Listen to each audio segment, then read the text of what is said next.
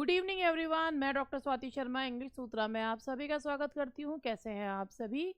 और आज paradise lost का पार्ट सेकंड मुझे पढ़ाना है। इससे पहले मैं पेनिशिया सीरीज़ में विलियम शेक्सपियर के बारे में बताया है। पूरा मैंने विलियम शेक्सपियर का शॉर्ट में की उनकी कॉमेडीज़, ट्रेजेडीज़, उसके क्वेश्चन, सब कुछ जो है मैंने उसमें बताया है। और अब मैं जॉन मिल्टन के वर्क्स, इससे पहले जो इसका पेनिशिया सीरीज़ का पार्ट 12 था, उसमें मैंने जॉन मिल्टन के बारे में और पैराडाइज लॉस्ट को स्टार्ट किया था। आज मैं बुक 3 तक मैंने उसमें करवा दिया था। बुक 4 से हम लोग आगे बढ़ेंगे, तो ध्यान से देखिए ये सीरीज़। अगर लेनी है एक सीट तो भाई ध्यान से, तो वैसे भी एक बात है ना, ध्यान से देखना बहुत ज़रूरी होता है। अगर आप ध्यान से नहीं देखोगे ना तो बहुत सारी चीज़ें तो हवाई हो जाती हैं। तो मेरा एक कहना ये है कि अगर आप तैयारी कर रहे हैं और अब 3 साल आपको हो भी जाएंगे तैयारी करते हुए, तो डरना किस बात का है? क्यों यूट्यूब पर ये सोचना, ये हमेशा ये खोलना कि पेपर पता नहीं मई में होगा या नहीं होगा। देखो, अभी तक तो जो ऑफिशियल नोटिस है वो मई का आ गया, और बहुत अच्छी बात है कि आ गया है। आप लोग मई में नहीं होगा तो जून में हो जाएगा, लेकिन अभी तक तो मई का ही है ना, तो आप लोग उसी हिसाब से तैयारी करो। बिल्कुल अपने आप मन को भटकने मत दो और ध्यान से चीज़ें पढ़ो। तो इसके साथ ही अब मैं आप लोगों को जो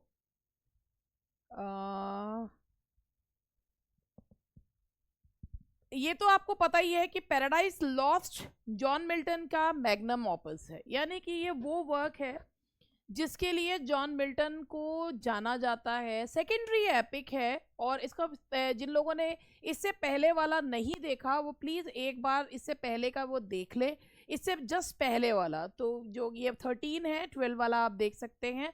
उसमें मैंने तीनों मतलब 3 बुक्स के बारे में बताया है, जॉन मिल्टन के बारे में बताया है, और पैराडाइज लॉस्ट जिसकी 12 किताबें हैं, तो उनमें से मैंने 3 बुक्स की शॉर्ट समरी बता दिया। अब इसके बाद इसके क्वेश्चंस करवाने हैं मुझे, तो फिर भी मैं एक बार शॉर्ट में आप लोगों को, भाई जिन लोगों ने नहीं देखा है तो इसके बारे में मैं बताना चाहूँगी। पैराडाइज लॉस्ट जॉन मिल्टन की मैग्नम ऑपस है।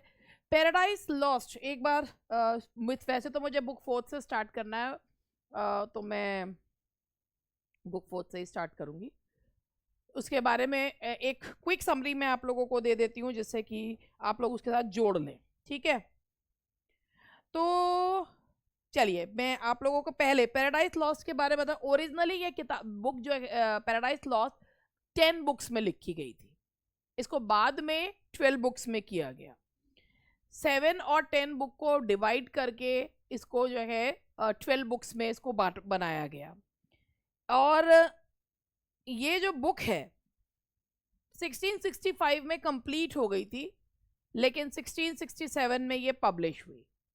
और ये इसका जो राइम्ड वर्जन है पैराडाइज लॉस्ट का, वो जॉन ड्राइडन ने जो है इसका राइम्ड वर्जन लिखा। ये ब्लैंक वर्स में है। ब्लैंक वर्स का मतलब होता है जिसमें हर लाइन में 10 सिलेबल्स होते हैं। आयम्बिक पेंटामीटर होता है कि पहला सिलेबल अनस्ट्रेस्ड और दूसरा स्ट्रेस्ड होगा, और जो है लेकिन जो राइम नहीं करते हैं, लाइंस राइम नहीं करती हैं, तो इसीलिए इसका राइम्ड वर्जन जॉन ड्राइडन ने दिया। और कि जो है जॉन ड्राइडन ने इस पोएम के बारे में कहा भी है 1677 में, one of the greatest most noble and sublime poems which either this age or nation has produced. तो चलिए अब मैं बुक 1 के बारे में बताती हूँ। सबसे पहले बुक 1 जो है उसमें ये जो पोएम है ये मीडिया रस से स्टार्ट होती है। सबसे पहले मिल्टन इसमें बिल्कुल एपिक्स की तरह ही म्यूज को इन्वोक करते हैं, और इस एपिक की थीम बताते हैं to justify fall of man, disobedience and his aim. Aim क्या है? To justify the ways of God to man. उसके बाद उसमें दिखाते हैं कि आर्क एंजल सैटर्न को दिखाया जाता है, जो अपने सेकंड इन कमांड बीलजेबब के साथ है, और अपने रिबेलियस एंजल्स के साथ, जो हेल में बर्निंग जो है धधक रही है आग में। एक ऐसी आग है, गर्मी बहुत है मगर रोशनी नहीं है। Hell is devoid of light. Saturn जो है वो अपनी स्पिरिट्स को मोटिवेट करते हैं। तो क्या हुआ? जो एक लड़ाई हार गए, वो लड़ाई that was not the inglorious one. और वो एक काउंसिल समन करते हैं, और वो काउंसिल कहाँ बुलाई जाती है? पेंडेमोनियम में। पेंडेमोनियम जिसका मतलब है, ये वर्ड मिल्टन ने ही कॉइन करा था, pandemonium, all the demons, and it was also the capital of hell. ठीक है जी, बुक्स है, और ये पेंडेमोनियम बनाया गया था मलसिबर के द्वारा। Mulciber was the architect. Book second में जो रिबेलियस एंजल्स हैं, they are planning for another battle. Moloch कहता है कि ओपन वॉर करना चाहिए। Belial and Mammon suggest peace.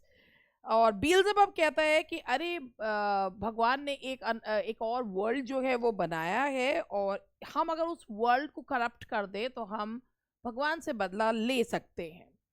और सैटर्न जो है वो कहता है कि पहले मैं ही जाके देखूंगा, तो जो हेल के गेट्स हैं that are guarded by sin and death. Now book third, Milton जो है वो हेवनली लाइट को इन्वोक करता है, कहता है कि what in me is dark, तो उसको इल्यूमिनाइन कर दो। और फिर वो अपनी अपनी ब्लाइंडनेस के बारे में कह रहे हैं। फिर वो कहते हैं कि भगवान के बारे में बताते हैं कि भगवान ऊपर से देख रहे हैं कि सैटर्न जो है वो उस दुनिया में जा रहा है, और वो कहते हैं कि भाई सैटर्न के जाने से हर इंसान का पतन उसके अपने हाथ में होते हैं। We have choices, it depends on us कि व्हाट वी चूज, क्योंकि अगर चॉइसेस नहीं होंगी तो there is no chance of fall. लेकिन अगर चॉइस है और उसके बाद भी तुम एक शॉर्टकट चुनते हो, तुम एक गलत रास्ता चुनते हो, तो तुम अपनी वजह से पतन होता है। तो यहाँ पर भी गॉड ये कहते हैं कि पतन इंसान का होगा, वो उनकी अपनी, उनके पास चॉइस है कि जब मैंने उन्हें मना किया हुआ है कि फ्रूट ऑफ नॉलेज को नहीं खाना है, but if they eat they disobey me, and obviously they'll have to leave heaven. God ये भी कहते हैं कि इंसान इसलिए नहीं कि उसका पतन होगा कि प्री डिस्टाइंड है। फ्री विल, आपके पास चॉइस है।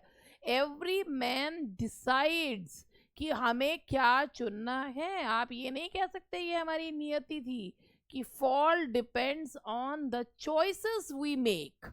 ठीक है। और उसके बाद जो सन ऑफ गॉड, जिसमें जीसस नाम नहीं दिया है, ही ऑफर्स कि मैं ये सारा ब्लेम अपने ऊपर ले लूँगा। यहाँ पे दिखाते हैं कि सैटर्न जो है वो एक माउंट नाइफेट्स पे जो है वो उतरता है। अब यहाँ से paradise lost book fourth start होती है। सैटर्न जो है ना वो ये सोच रहा है, वो सुंदर सी दुनिया देखकर, ये बुक फोर्थ ये वो किताब है जिसमें एडम और ईव पहली बार दिखाए जाते हैं। तो यहाँ पर है सैटर्न जो है वो इतनी सुंदर दुनिया देखकर वो रिग्रेट करता है कि काहे को मैंने जो है भगवान से जो के अगेंस्ट रिबेल करा, और आज मुझे जो है इतनी सुंदर दुनिया छोड़कर आउटकास्ट जैसा रहना पड़ रहा है। मैं कभी हेल से बाहर नहीं आ सकता, क्योंकि वो कहता है to do good was never my aim, कि अच्छा करना मेरा काम कभी नहीं था। हेल तो मेरे अंदर है। वो बहुत अपसेट है, और वो जो है ना इस समय उसकी जो निराशा है वो बढ़ रही है। फिर थोड़ी देर बाद ना सैटर्न, बड़े इतना पावरफुल कैरेक्टर दिखाया है सैटर्न को, वो रिकवर करता है, खुद को कंट्रोल करता है, और कहता है कि जब मेरा जन्म ही इविल के लिए हुआ है, तो व्हाई एम आई जस्ट, मतलब मैं इस चीज पर मैं क्यों जो है आई एम डिस्पेयर्ड। तो वो जो है वो एडम और ईव को देखता है। बड़े सुंदर से दो प्राणी हैं, बड़े इनोसेंट से प्राणी हैं एडम और ईव, और वो ना सुनता है कि वो लोग क्या कर रहे हैं। तो कहते हैं कि ना वो सुनता है कि उनको ना एक ट्री ऑफ नॉलेज है, उसका फ्रूट खाने को मना किया गया है। सोचता है कि अगर मैं इंसान को टेम्प्ट कर दूं और वो भगवान की बात को मानने से मना कर दे, तो ऑब्वियसली मेरे हाथ से तो जो गया है, इसके हाथ से भी जाएगा। हम तो डूबे हैं सनम, तुमको भी ले डूबेंगे। अब रात में ही tries to tempt Eve in a dream, वो ईव को टेम्प्ट करने की कोशिश करता है। तभी फॉल जो है वो दो बुक्स में बताया गया, बुक 4 एंड बुक 9। इस बीच में यूरियल आर्क एंजल गैब्रियल से मिलता है to inform him that one of the banished angels may have landed on paradise, और बताते हैं कि यूरियल की शायद कोई जो बैनिश्ड एंजल है वो पैराडाइज में घुस आया है। गैब्रियल जो है वो भागते हैं मैन को बचाने के लिए। तो वो देखते हैं कि ना ईव को अटेम्प्ट करने की कोशिश कर रहा है सैटर्न, और वो उसको चैलेंज करते हैं। सैटर्न जो है वो लड़ाई के लिए तैयार ही होता है, लेकिन तभी जो है वो लेकिन उसको पता चलता है कि मैं इनसे नहीं लड़ सकता हूँ, और वो पैराडाइज से बाहर चला जाता है।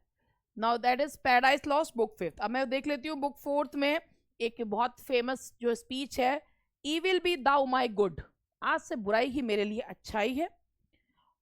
और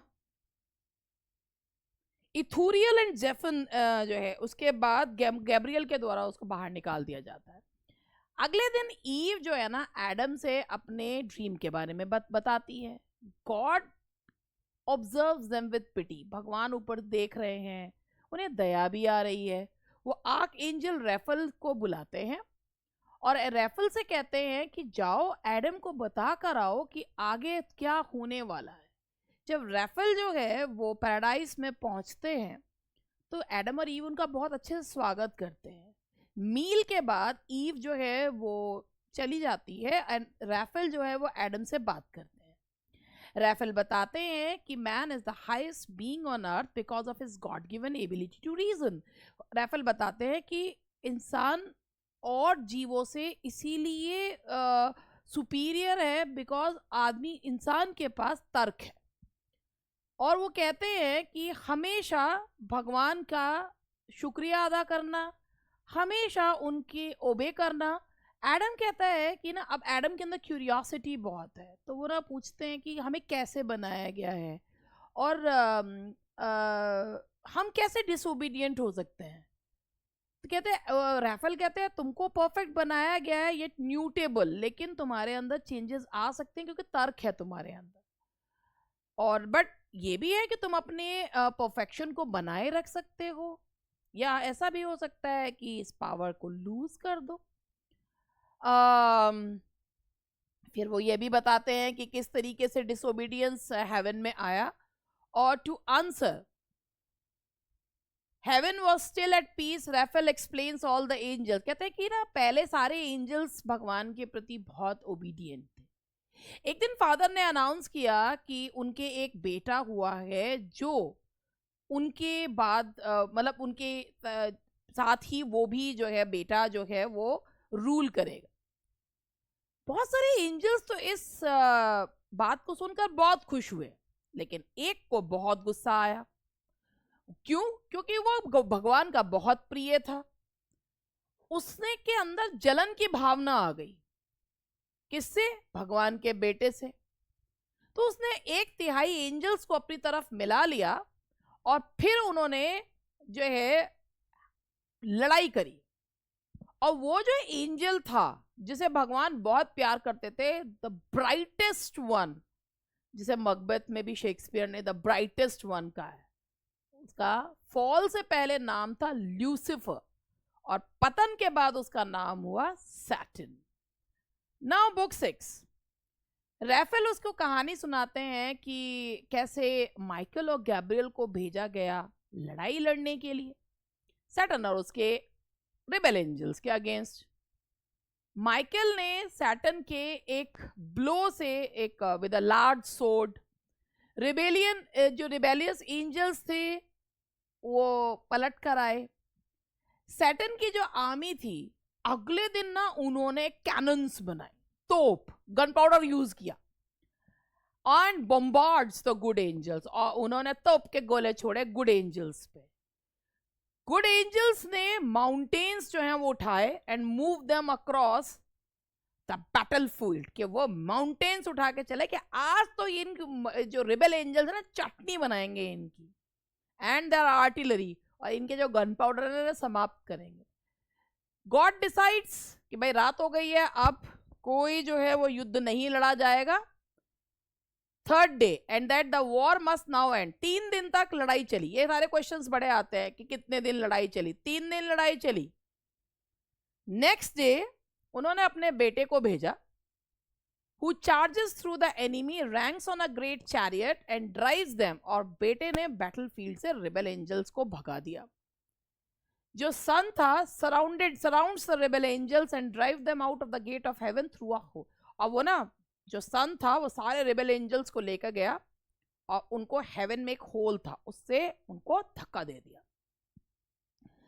लगातार जो एंजल्स थे ना, जो हेवन से गिरते रहे, इतने सारे गिरते रहे, 9 दिन तक फॉल चला। लड़ाई 3 दिन, फॉल चला 9 दिन तक। केओस, वो उस अस्त व्यवस्था के गिरते गए, क्योंकि जो हेल है ना वो बॉटमलेस है, बॉटमलेस पर्डिशन का है, बॉटमलेस हेल है। राफेल ने एडम से कहा कि सैटन जो है ना, तुम्हारी स्थिति देखकर, अब वही वाला जो शेर मैंने भी सुनाया था कि भाई जो इंसान, देखो ऐसा होता है ना कि अगर खुद खुश है तो दूसरे को अपनी खुशी का राज तो नहीं बताएंगे, लेकिन अगर कभी किसी चीज से परेशान हो गए हैं या किसी चीज में डूबे हुए हैं, कोई परेशानी आई हुई है, तो सोचते हैं यार सामने वाला क्यों खुश रहे, इसको क्यों ना हम जो है बर्बाद कर दे, हम तो डूबे हैं सनम, तुमको भी ले डूबेंगे। वही वाला हाल राफेल जो है एडम से कहता है कि सैटन ना मैनकाइंड को करप्ट करने की कोशिश कर रहा है, क्योंकि उसे बदला लेना है, और वो तुम्हें कोई पाप करने के लिए और तुम्हारी इमेज खराब करेगा, जिससे कि भगवान की नजरों से तुम गिर जाओ। तो राफेल कहता है सैटन से कि अगर तुम भी भगवान के खिलाफ गए तो तुम्हारा भी शायद यही हाल होगा जो सैटन का हुआ है। यहां तक हुई, बुक 6 तक हुई। तो इसे यहां तक एक मैंने एक इडियम पढ़ा था कि if you lie with dogs you will wake up with fleas in your body. तो जैसी कंपनी आप रखते हैं, जैसे लोगों के साथ आप होते हैं, same thing happens with you. तो here Saturn is trying to tempt Eve, क्योंकि ईव एक सॉफ्ट टारगेट है। एडम, उसमें मिल्टन ने यह दिखाया है कि women's do not put reason before emotions, और आदमी जो होते हैं वो रीजनेबल क्रिएचर होते हैं। अब पैराडाइज लॉस्ट बुक 7 में बढ़ते हैं। एडम जो है वो राफेल से पूछते हैं इंसान कैसे बना, धरती कैसे बनी, तो उसके अंदर क्यूरियोसिटी बहुत है। तो राफेल उसे बताते हैं कि सैटर्न के फॉल के बाद God saw that heaven had lost half its population. भगवान ने देखा कि हेवन की आधी जनसंख्या खत्म हो गई है। तो भगवान ने सोचा कि to populate heaven with a creature, कि हेवन में एक ऐसा क्रिएचर बनाए जो फ्री विल, जिनकी अपनी चॉइस है और वो अपना भाग्य के निर्माता खुद होंगे। राफेल ने कहा कि भगवान ने अपने बेटे को भेजा केओस से धरती बनाने के लिए। पहले दिन धरती बनी केओस से, फिर धरती पर लाइट आई, दिन और रात बने। सेकेंड डे उन्होंने एटमॉस्फेयर बनाया। ये सारी चीजें बड़ी इंपॉर्टेंट है, पूछी भी जाती हैं। सेकेंड डे उन्होंने एटमॉस्फेयर बनाया। थर्ड डे लैंड को पानी से सेपरेट करा। फोर्थ डे उन्होंने चांद, सूरज और तारे बनाए। 5वें दिन उन्होंने ओशन में populate the ocean with birds and reptiles, उनमें ओशन में बर्ड्स एंड रेप्टाइल्स बनाए। 6ठे दिन उन्होंने जो धरती पर कीड़े मकोड़े जानवर बनाए और एक इमेज बनाई इंसान की, और इंसान के साथ, आदमी के साथ उन्होंने एक और वेव बनाई, उसकी काउंटर पार्ट एक वुमेन को बनाया। वुमेन किससे बनी है? एडम की ईव से, एडम की रिब्स से बनी है ईव जो बनी है। उन्होंने इंसान को अथॉरिटी दी, जितने भी धरती पे जानवर है सब पर अपर हैंड किसका रहेगा? इंसान का। लेकिन भगवान ने एडम को केवल एक कमांड दी कि वो ट्री ऑफ नॉलेज का फ्रूट नहीं खाओगे। क्यों? क्योंकि वो जो फ्रूट है ना, वो अच्छाई और बुराई में अंतर बताता है। उसके बाद उन्होंने वो पूरी धरती बनाई और धरती को लटका दिया हेवन से एक चेन से। 7वां दिन भगवान ने रखा अपने वर्क से खुश होकर सब्बात, दैट इज संडे, कि जिसने बनाई है यह धरती उसे भी तो याद करना बनता है ना, तो संडे का दिन उसे याद करने का। नाउ बुक 8, कितनी अच्छी कहानी है। एडम ने राफेल से पूछा स्टार्स, सन, प्लैनेट्स के मूवमेंट के बारे में। तो मिल्टन ने यहाँ ये दिखाया कि इन सब बातों में औरतों को इतना इंटरेस्ट नहीं होता। तो ईव उठ के चली गई। Eve leaves them to take care. Eve जो है अपने गार्डन की देखभाल करने के लिए चली गई। रैफल ने हेवन के बारे में कुछ कुछ बताया और कि अदर प्लैनेट्स के बारे में भी बताया, मगर एडम से कहा ज़्यादा क्यूरियस मत हो। एडम ने जब रैफल को बताया कि मुझे ये तो याद है कि मुझे कब बनाया गया था, मुझे ये याद है कि मैं एक सुंदर सी जगह पर उठा और अपने एग्जिस्टेंस के बारे में मैं सोच रहा था, और एक दिन मैंने सपने में भगवान को देखा। भगवान ने ये सब बताया कि ये मैं ही था जिसने तुम्हें बनाया है। तो एडम ने कहा कि मुझे कंपेनियन की ज़रूरत है। Adam is put to sleep और एडम को भगवान ने सुला दिया, और गॉड ने एडम की रिब्स से ईव को क्रिएट करा। The most beautiful to Adam of all gods, दुनिया की सबसे सुंदर कृति को बनाया। Adam and Raphael have a discussion. ये एडम ही बता रहे हैं कि मुझे अब याद है, मुझे बनाया गया, मुझे ये याद है कि मेरी ही रिब से ईव को बनाया गया। एडम अपने प्यार के बारे में बताते हैं ईव के प्रति। तो रैफल कहते हैं कि प्योर लव, जो प्योर लव होता है ना, वो एक्सपेंड्स माइंड एंड बॉडी। इसके बाद रैफल जो है वो कहता है कि चलो अच्छा मैं चलता हूं, मुझे हेवन जाना है, और एडम जो है वो सो जाता है। अब हम चलते हैं बुक 9 पे। सैटर्न जो है वो गार्डन ऑफ ईडन में वापस आते हैं जब रैफल चले जाते हैं। वो चुपके से वॉल पे चढ़ के आते हैं। बाकी सारे जो एंजल्स हैं उन्हें धोखा देके सैटर्न जो है वो मिस्ट के फॉर्म में, ही देन हाइड्स हिमसेल्फ, वो ना स्नेक की फॉर्म में अपने आप को छिपा लेता है। सुबह के समय एडम और ईव जो है वो उनको काम है वो अपने गार्डन की देखभाल करते हैं। ईव कहती है कि चलो आज हम अलग अलग काम करते हैं जिससे कि हम ज्यादा काम कर लें, और वो अपना गार्डनिंग का काम कर रहे हैं। सैटर्न देखता है अरे ईव अकेली है, तो वो ना उसे फ्लैटर करता है। अब यहीं पे औरतें मात खा जाती हैं। ऐसा मिल्टन जी मानते थे कि महिलाएं जो है ना वो बहुत जल्दी फ्लैटरी में आ जाती हैं। No comments over that. खैर सैटर्न जो है वो ईव को अकेला पाके उसे फ्लैटर करता है। ईव कहती है अरे तुम सांप होकर बोल रहे हो, ऐसा कैसे?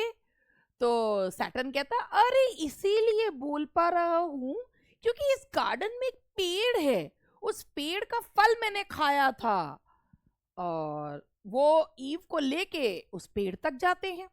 अब ईव बेचारी भोलन, तो ईव कहती है ना ना ना ना ना, इस पेड़ का फल तो मैं नहीं खाऊंगी। तो सैटर्न कहता नहीं नहीं खा लो, फल खा लो।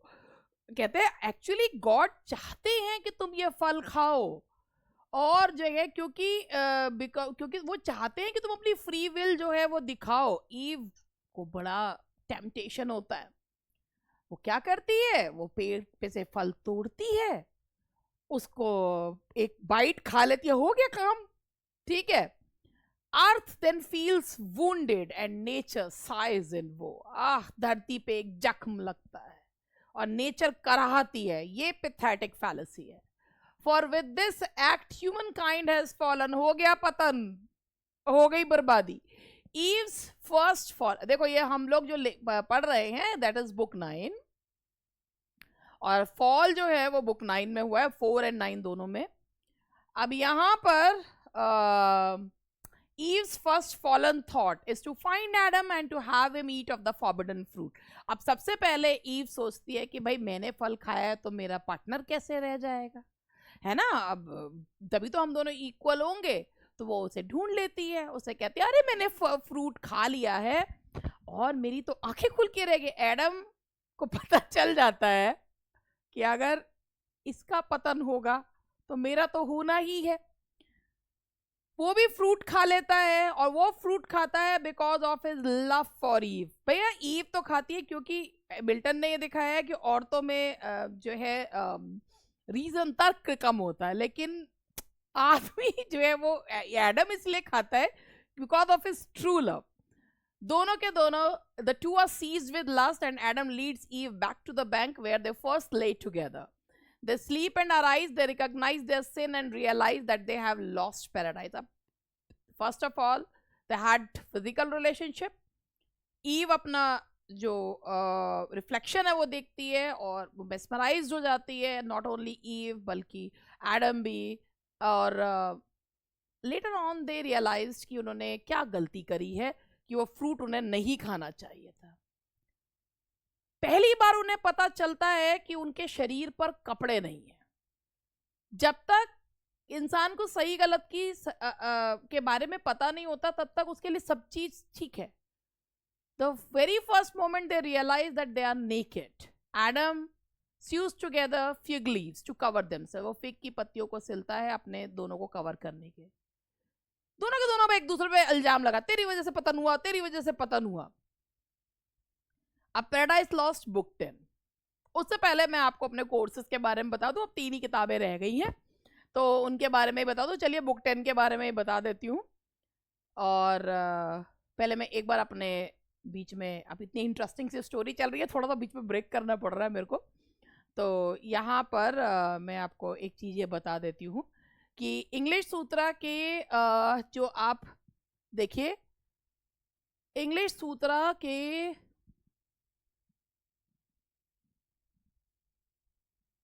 कुछ बैचेस जो हैं आपके लिए हेल्पफुल रह सकते हैं. जैसे ये है हमारा स्कोपम प्रैक्टिस बैच. ये यूपी पीजीटी के का प्रैक्टिस बैच है. यूपी पीजीटी का एग्ज़ाम जिसका जून में है, इसमें लगभग 20 पेपर्स कराए जाएंगे. इसमें जो है हार्ड कॉपी मटेरियल नहीं है, पीडीएफ है. इसके साथ जैसे हर क्वेश्चन पेपर का जब पढ़ाया जाता है तो उसके मैं खुद नोट्स भी बनाती हूँ. जैसे हर क्वेश्चन के जो जो जरूरी होते हैं, जैसे मान लीजिए मैं उसमें पढ़ाते समय 4 राइटर्स ले लिए कि आज इन 4 राइटर्स के बारे में बताना है, तो उनके शॉर्ट नोट्स जो प्रीवियस या क्वेश्चंस है कुछ भी है वो इसमें बताए जाते हैं. 1099 का ये आपका बैच है, यानी कि 1100 का. और इसमें आप लोगों के अभी 3 टेस्ट पेपर्स हो चुके हैं क्योंकि ये शुरू हो गया था. जिन लोगों ने पीजीटी का फॉर्म भर रखा है, तैयारी उतनी अच्छे से नहीं भी करी है, फिर भी उनके लिए हेल्पफुल रहेगा क्योंकि इसमें काफ़ी सारी चीज़ें आप लोगों को बताई जाती हैं और आपको ये भी पता चल जाएगा हमारी कमी कहाँ पर है. इसके बाद हमारा ये पायनियर बैच है. अब ये बैच में लगभग इसमें पायनियर के 13 टेस्ट हो चुके हैं और 13 शुरू हुआ है, 12 टेस्ट हो चुके हैं. लेकिन इसमें अगर हम कुल मिला के देखें तो इसमें बहुत सारे टेस्ट हो चुके हैं. इसमें मॉक टेस्ट, टारगेट टेस्ट और न्यू टारगेट टेस्ट और अब पायनियर के भी. तो जिनको लगता है कि भाई हम लोग जो है इतने सारे कैसे कंप्लीट करेंगे, तो ये आपके ऊपर है. आएगा तो सारी चीज़ आपके ऊपर है. आप चाहो तो सिर्फ न्यू टारगेट और पायनियर देख लो और जब समय मिले तो बाकी के भी देख लो.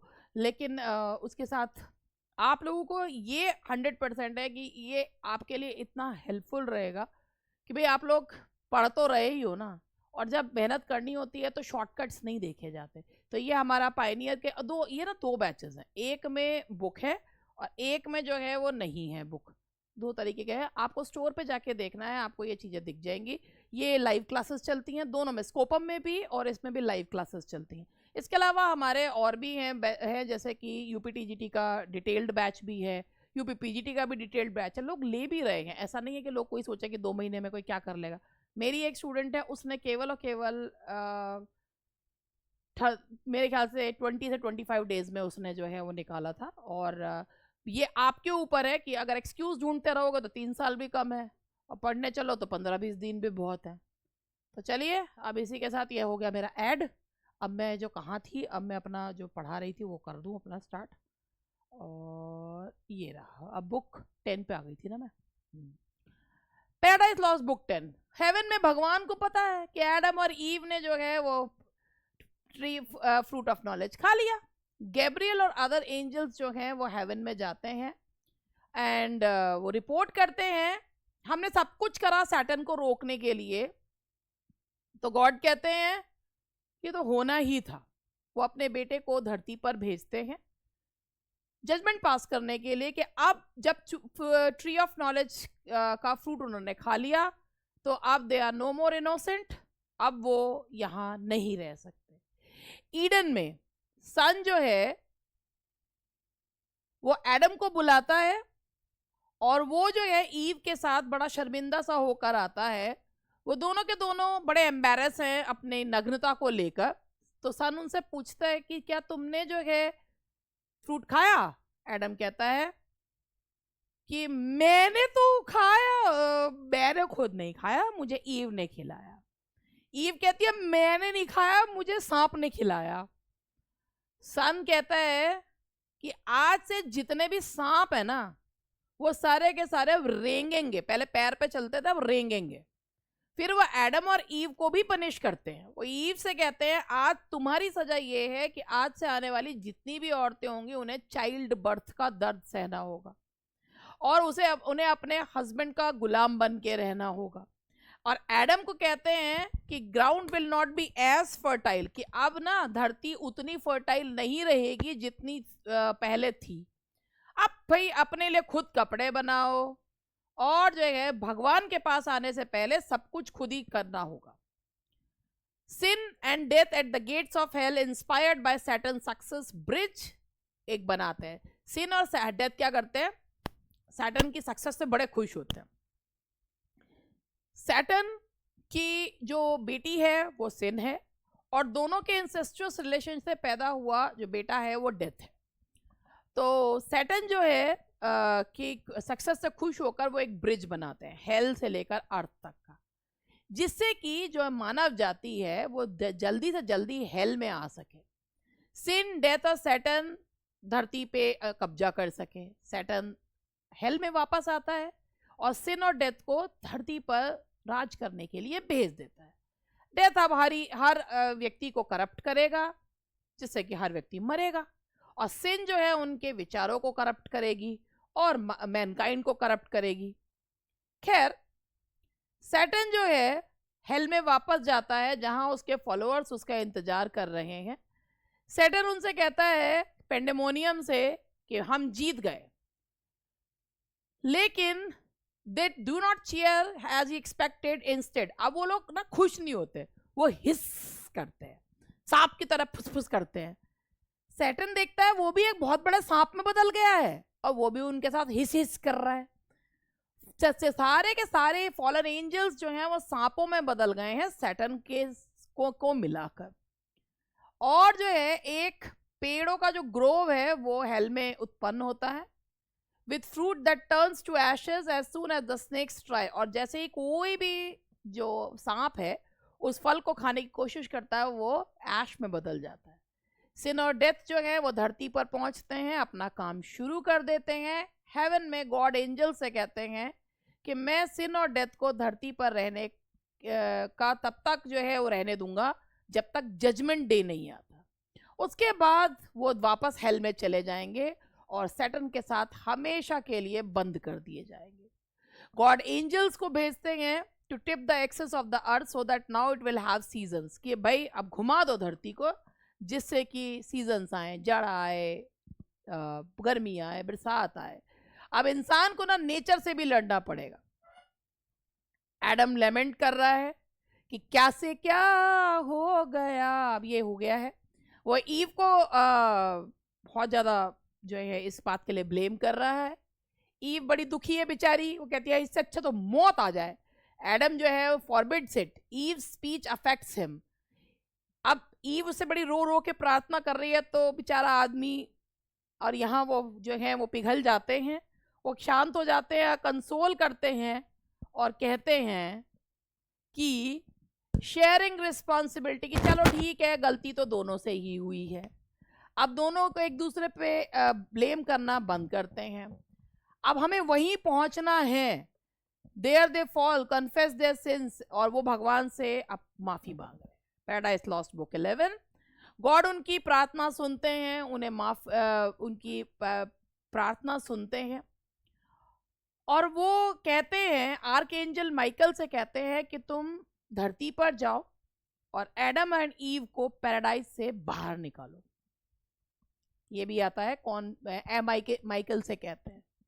अब वो अर्थ पे नहीं रह सकते, लेकिन यदि वो एक अच्छी जिंदगी जीते हैं तो वो मृत्यु के बाद भगवान के साथ एकाकार हो जाएंगे। भगवान माइकल से कहते हैं कि एडम को एक सपना दिखाओ कि फ्यूचर में मैनकाइंड के साथ क्या होने वाला है। एडम और ईव बेचारे दुखी से निकलते हैं, सब कुछ चला गया है मगर फिर भी एक उम्मीद है कि भविष्य अच्छा होगा। एडम बहुत दुखी है ईडन से निकल जाने की वजह से, और ज्यादा दुखी इसलिए है कि वो भगवान से दूर हो गए। माइकल ये कहते हैं कि भगवान तो सब तरफ है। आर्कएंजल ईव को सुला देते हैं, एडम को एक हाई हिल पे ले जाया जाता है जहां पर visions of human kinds future कि दिखाया जाता है आगे भविष्य में क्या होने वाला है।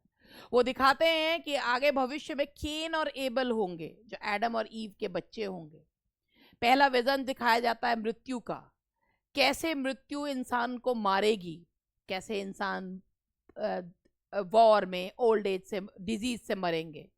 माइकल कहते हैं कि the stories of the sons of Cain, Cain के बच्चों की कहानी, prophet Enoch, introduction of violence, सब नोआ, फ्लड, इस सब के विजन जो है वो दिखाते हैं। खैर now the last book, Michael जो है माइकल जो है ह्यूमन काइंड की स्टोरी एडम को सुनाते हैं कि कैसे वो बताते हैं कि how God chose one nation, कि कैसे भगवान ने इजराइल को चुना। अब उनके चुने हुए लोग थे वे इजराइलिट्स, द चोजन सीड्स। ये एक बार क्वेश्चन भी आता, चोजन सीड्स इजराइलिट्स। वो कहानी अब्राहम की सुनाते हैं, मोजेस, डेविड और क्राइस्ट कैसे आएंगे धरती पर और मानव जाति को रिडेम करेंगे।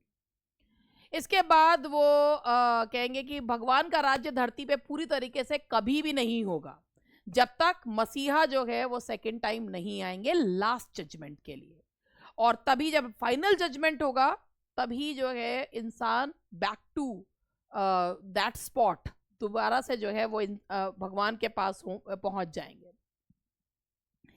माइकल जो है वो एडम से कहते हैं कि अब तुम्हें नॉलेज की प्राप्ति हो गई है, इसमें वर्च्यू जोड़ देना, पेशेंस जोड़ देना, टेम्परेंस और प्रेम जोड़ देना, then will thou not be loath to leave this. फिर तुम्हें घृणा का सामना नहीं करना पड़ेगा कि तुम धरती यहां से हेवन से निकाले गए हो, बल्कि एक पैराडाइज तुम्हारे दिल में होगा जहां तुम भगवान को पाओगे। माइकल और then holds both Adam and Eve's hands and leaves them out of paradise. Michael Adam और ईव का हाथ पकड़कर उन्हें पैराडाइज से बाहर निकाल देते हैं। ना ये नॉलेज होती, ना एडम और ईव जो है वो पैराडाइज से निकाले जाते, और ना ही सब कुछ भी होता। खैर जो भी है, कहानी बहुत अच्छी है और अब इसके क्वेश्चंस भी मैं आप लोगों को करवाऊंगी, ध्यान से सुन लीजिएगा। और ये जो स्टोरी है ये हमारे टेलीग्राम पे आपको मिल भी जाएगी, जो हमने तैयार करा है। ये जॉन मिल्टन का जो बायोग्राफिकल स्केच है उनका, और ये पैराडाइज लॉस्ट की पूरी स्टोरी, बड़ी अच्छी सी स्टोरी है, एक बार आप भी पढ़ लीजिएगा, क्वेश्चन भी। हमारा टेलीग्राम चैनल का लिंक जो है वो डिस्क्रिप्शन में है, शेयर कर सको तो कर दो, ठीक है। चलिए, बाय बाय।